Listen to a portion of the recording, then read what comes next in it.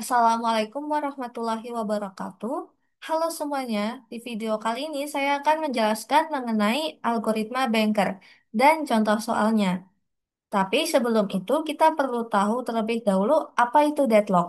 Nah, jadi deadlock itu adalah kondisi di mana dua atau lebih proses saling menunggu proses lain untuk melepaskan resource yang sedang dipakai. Nah, karena saling tunggu ini, maka yang terjadi adalah tidak ada kemajuan dalam kerja proses-proses tersebut. Ini bisa diibaratkan seperti saat terjadinya macet di perempatan jalan. Adapun algoritma banker itu salah satu metode untuk menangani terjadinya deadlock. Nah, langsung saja kita ke contoh soalnya. Di sini terdapat allocation, yaitu jumlah resource yang dialokasikan. Adapun max, yaitu jumlah resource maksimum yang diminta. Selanjutnya ada need, yaitu jumlah resource yang dibutuhkan. Dan available, jumlah resource yang tersedia. Nah, pertama kita perlu mencari need-nya terlebih dahulu. Nah, untuk mencari unitnya, bisa kita dapatkan dari nilai allocation dan max-nya. Semisal pada P1, bisa kita lihat jumlah resource yang dialokasikan adalah 2. Adapun jumlah resource maksimum yang diminta adalah 8. Maka, berapa jumlah resource yang kita butuhkan agar mencapai jumlah resource yang diminta? Nah, rumus mudahnya adalah dengan mengurangkan max dikurang allocation. Jadi 8 dikurang 2 yaitu 6. Lanjut, di sini resource yang dialokasikan adalah 1, sedangkan resource yang diminta adalah 6. Maka berapa yang kita butuhkan? 6 dikurang 1 itu 5. Kemudian ini juga sama, 3 dikurang 0,3, 9 dikurang 1, 8, 4 dikurang 2, 2, 3 dikurang 2, 1,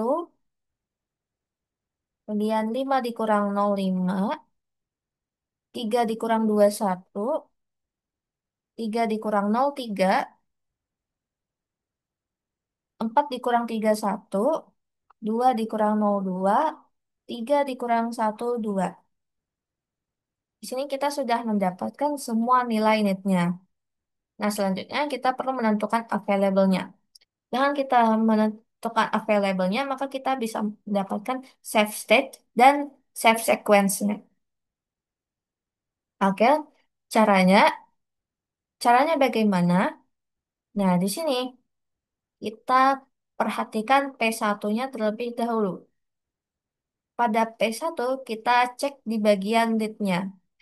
Lead resource yang dibutuhkan yaitu 6, 5, 3. Nah, sedangkan resource yang tersedia adalah 4, 3, 2. Nah, apakah resource yang tersedia ini bisa memenuhi resource yang dibutuhkan? Jawabannya tidak, karena available-nya kurang dari need. Maka bisa kita tulis di sini P1 statusnya adalah false karena tidak bisa kita jalankan. Kemudian P2, untuk P2 kita lihat lagi unitnya itu 821. Nah, apakah 821 ini kurang dari resource yang tersedia yaitu 432? Jawabannya tidak. Di sini 8 lebih dari 4. Maka P2 juga tidak bisa kita selesaikan. Dia lanjut ke P3 yaitu 513. Nah, apakah 513 ini kurang dari resource yang tersedia yaitu 432? Jawabannya tidak. Maka P3 juga tidak bisa kita jalankan. Kemudian P4, resource yang dibutuhkan adalah 122. Sedangkan resource yang tersedia adalah 432. Apakah resource yang dibutuhkan ini kurang dari resource yang tersedia? Jawabannya iya. Maka P4 ini bisa kita jalankan, bisa kita selesaikan. Maka P4 ini true. Nah, karena proses P4 ini sudah selesai, maka resource yang dialokasikan ini akan dirilis. Dirilis, kemudian ditambahkan ke dalam resource yang tersedia. Nah, jadi di sini resource yang dialokasikan pada P4 adalah 301 akan ditambahkan ke dalam resource yang tersedia, yaitu 432. 432 ditambah 301 itu 733.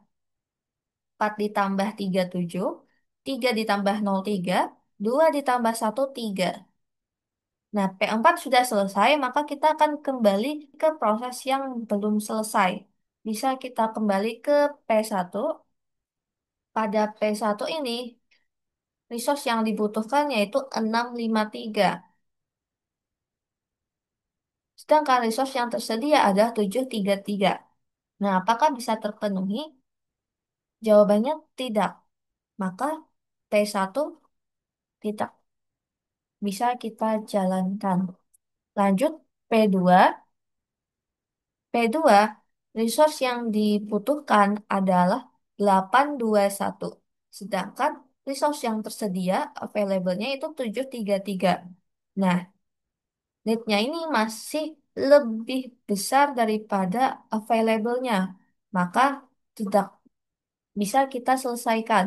False. Kemudian P3, di sini need-nya 513. Sedangkan available-nya 733. Nah, bisa kita lihat 513 ini lebih kecil sama dengan 733. Maka P3 ini true, bisa kita selesaikan. Nah, karena proses P3 ini sudah selesai, maka resource yang dialokasikan akan dirilis dan ditambahkan pada resource yang tersedia, yaitu available-nya. Maka 020 ditambahkan pada 733. 7 ditambah 07, 3 ditambah 25, 3 ditambah 03.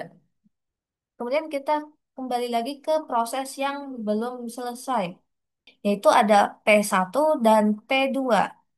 Nah, pada P1 bisa kita lihat need-nya 653.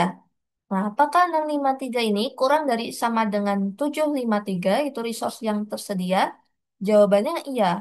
Maka P1 ini true, bisa kita selesaikan. Maka resource yang dialokasikan pada P1 ini akan dirilis dan ditambahkan ke resource yang tersedia. 210 ditambahkan ke 753. Maka 963. Nah, lanjut ke P2. P2 ini need-nya yaitu 821. 821 ini kurang dari sama dengan 963. Maka P2 ini juga bernilai true. Bisa kita selesaikan. Lalu nilai alokasinya dirilis menjadi 1085. Sekarang kita bisa menentukan bahwa ini safe state.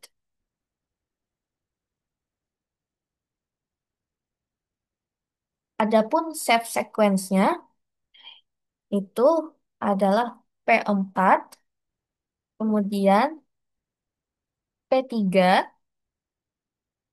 selanjutnya P1, dan P2.